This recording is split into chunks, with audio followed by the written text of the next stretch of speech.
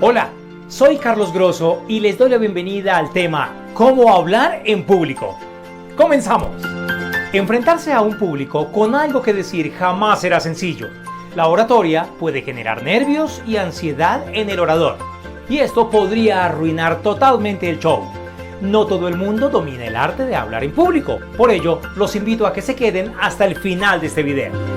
El poder de la palabra eficaz es ilimitado. Hablar es conversar, dictar una conferencia, dirigirse a un público, dirigirse a una anónima teleaudiencia, pronunciar un discurso, ser el anfitrión de un evento, etc. Si bien emitir la voz es común para todas las circunstancias, el tono debe ser diferente. También el lenguaje corporal y el lenguaje facial.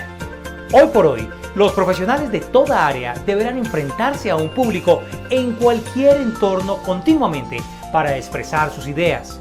Todos, con mayor o menor gracia, sabemos conversar, y esta es la base para pasar de hablar con una persona a dirigirnos a un auditorio con la máxima fluidez, donde asisten cientos de personas. Antes de iniciar, un comentario para que usted se anime. ¿Alguna vez se ha preguntado qué es más fácil, escribir las ideas o utilizar el lenguaje hablado? Dirán ustedes, es más fácil escribir un mensaje, un balance, un artículo, un comunicado, pues no hay que enfrentarnos a un público. La respuesta a este planteamiento podría tener opiniones divididas, dependiendo la experiencia de cada uno, pero permítanme compartirles mi opinión y la de un buen número de docentes de comunicación. Es más difícil la expresión escrita que la hablada, por ser menos espontánea y por carecer de recursos de expresividad que acompañan el lenguaje hablado. Al escribir, estamos obligados a poner en juego todo nuestro conocimiento sobre el idioma. Dicho esto, hoy quiero compartirles 10 recomendaciones para hablar correctamente en público. ¡Comenzamos! 1. Objetivos. Generalmente cuando hablamos en público debemos intentar lograr los siguientes propósitos. Conocer con exactitud lo que se quiere decir o comunicar. Decirlo con un tono adecuado para que el receptor lo acepte. Comunicarlo de manera que el receptor entienda a medida que lo oye. Pronunciar lo que realmente se quiere comunicar. 2. Calentar la voz. En todos mis videos en los que hago recomendaciones para enfrentarse a un público y en los que por obvias razones se debe involucrar la voz, mi sugerencia clave es calentar las cuerdas vocales. Así como un atleta calienta sus piernas, un boxeador calienta sus brazos, un orador debe calentar la voz. Hay varias maneras de hacerlo. Interpretar los coros de su canción favorita podría ser una. Repetir las vocales en voz alta 20 veces. Repetir el abecedario y saltar a la vez 5 veces. Decir los números del 1 al 100, elevando los brazos y bajándolos, pronunciando cada número. No olvide respirar profundamente y expirar 10 veces antes de saludar. 3. El saludo. Independientemente del tipo de intervención que vayamos a realizar, hay una manera de romper el hielo y llamar la atención del público. Un buen saludo, con un volumen llamativo, una sonrisa y un bienvenidos a... De una manera clara, es la carta de presentación. Ese es el momento de atrapar al público con la mayor amabilidad y humildad posible. 4. Improvisación. En materia de improvisación y cuando se trata de un tema que ustedes expondrán, estoy seguro que si es de su especialidad, las palabras, los argumentos, fluyen como el agua en su nacimiento. En sus primeras intervenciones, deberán llevar a la mano una lluvia de ideas anotadas en orden, que le permitirán recordar la idea principal a desarrollar. Téngalas a la mano, así cuente con ayudas visuales, pues la tecnología puede fallar. El papel y el bolígrafo no fallan. Si usted conoce verdaderamente el tema y logra controlar sus nervios, será muy difícil que se arruine la intervención. Ensaye su discurso y vaya corrigiendo sobre la marcha pormenores. Por conocedor del tema que usted sea, no se arriesgue si hasta ahora empieza en el mundo de hablar en público. En todo oficio, área del conocimiento y profesión, se llega a la experticia solo con el paso de los años. Y si debe hacer una intervención sobre un tema que no conoce a fondo, pues es una razón más para preparar una excelente intervención, sin opción de dejar dudas en el público. hasta parecer un experto en la materia. Mire muchas conferencias en YouTube o en cualquier plataforma de videos en Internet y extraiga lo que mejor considere que ha visto. 5. Convencer. Hablar en público puede tener varios propósitos: informar, entretener, persuadir, convencer o, por qué no, una mezcla de todos. El más común de los propósitos es convencer. Para convencer hay que argumentar. Esto solo será posible cuando se parte de unas realidades que califica como buenas o malas el público receptor. Convencer implica realizar una operación completamente intelectual que emplea elementos relacionados con el conocimiento y la razón, generando un proceso simultáneo de entendimiento entre el que habla y el que escucha. Y ojo a esto: el que ha sido convencido no ha sido en modo alguno derrotado, sino que por el contrario ha sido enriquecido con verdades que no conocía.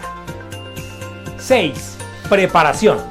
Tanto si el discurso es recitado de memoria, leído, improvisado o presentado de manera extempore, que es la combinación del manuscrito y el improvisado, el discurso debe tener una preparación, y esta se compone básicamente de 4 puntos: elección del tema, acopio de materiales, construcción del texto, practicar una y otra vez en voz alta. 7. Manejo del pánico escénico. Ni siquiera con el paso de los años deja de existir ese pánico escénico que genera hablar en público. Yo, después de 20 años de enfrentar audiencias, continuamente me conecto con ese momento, situación que me obliga a estar preparado, alerta, consciente de lo que viene. Y les comparto algo: si no existiese ese momento incómodo antes de iniciar una intervención, no recurriríamos a lo mejor de nosotros como profesionales para no defraudar al público. El pánico o miedo escénico es una reacción de ansiedad que se genera ante el momento en que debemos relacionarnos con otras personas. El miedo escénico se supera siguiendo estas claves. Escuchen muy bien. Conocer el tema. Cuando más se entienda sobre el tema del que vamos a hablar, tendremos menos probabilidades de cometer errores. Planificación. Cuanto más organizado esté, menos nervioso se sentirá. Practique. Practique toda la presentación varias veces y considere hacer un video de la presentación para que pueda revisarlo y mejorar. Enfrente el miedo.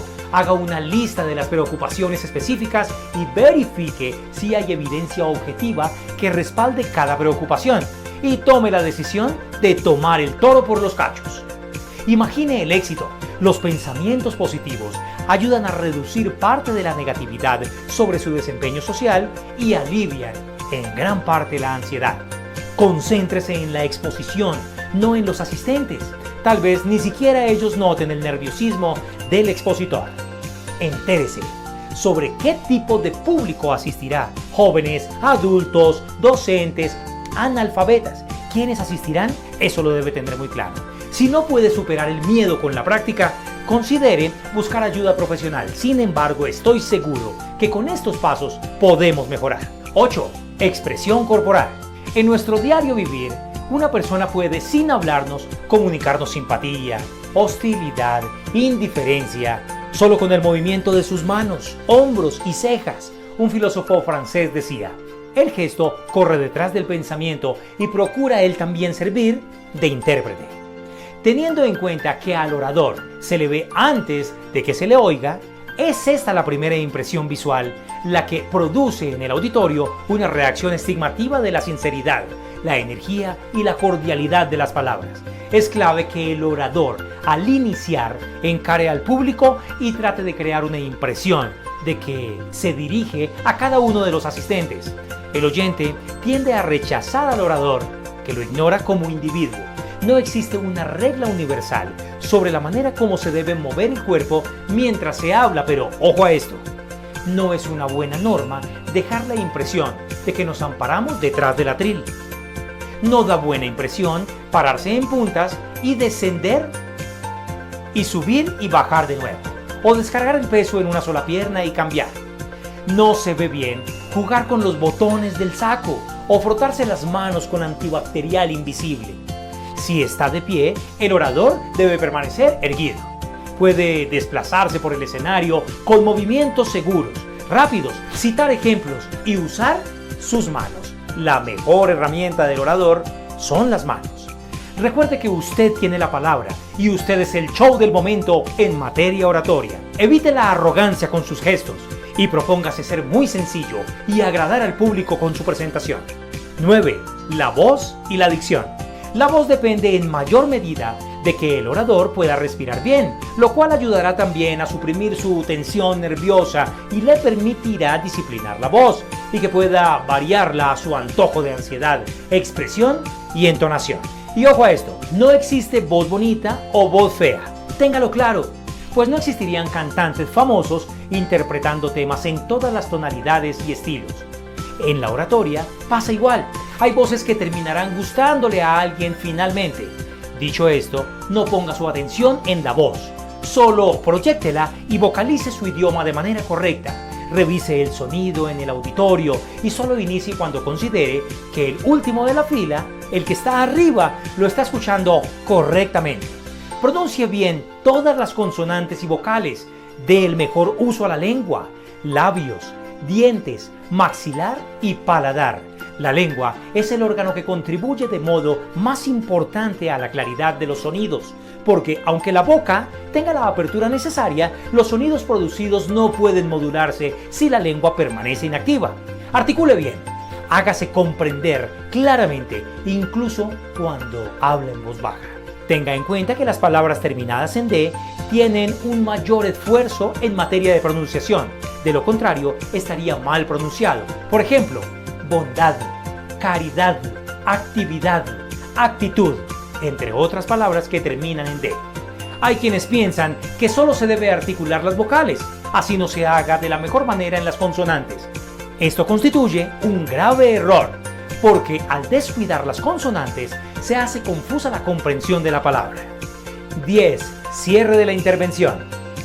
Después de todo este proceso realizado con altibajos y temas por mejorar, si se trata de las primeras experiencias, solo falta un buen cierre. No supere las 5 conclusiones y que sean breves, ojalá numeradas. Esto da celeridad al evento. Si hay tiempo y la organización lo permite, denle la palabra al público para que comparta algunas preguntas. Debe sonar muy sincero al responder. En esta parte conocerán al verdadero orador. De las gracias a quien le permitió hablar en público, a la organización, a quien pagó por nuestros servicios, al equipo logístico. No todo el mundo tiene la oportunidad de hablar en público y con seguridad muchos más quisieran hacerlo. Esto también dejará ver que usted es una persona agradecida y que estuvo feliz de hacer parte de la unión de varios esfuerzos. Invítelos para que lo sigan en sus redes sociales. Sonría al despedirse y retírese satisfecho después de haberlo entregado todo en el escenario. Muchas gracias por ver este video. Síganme en Instagram, en Twitter como @carlosgrosso1. Si desean ampliar esta información o recibir una clase privada sobre este tema, no duden en contactarme en grossomodo1978@hotmail.com. Nos encontraremos en un próximo video. Hasta pronto.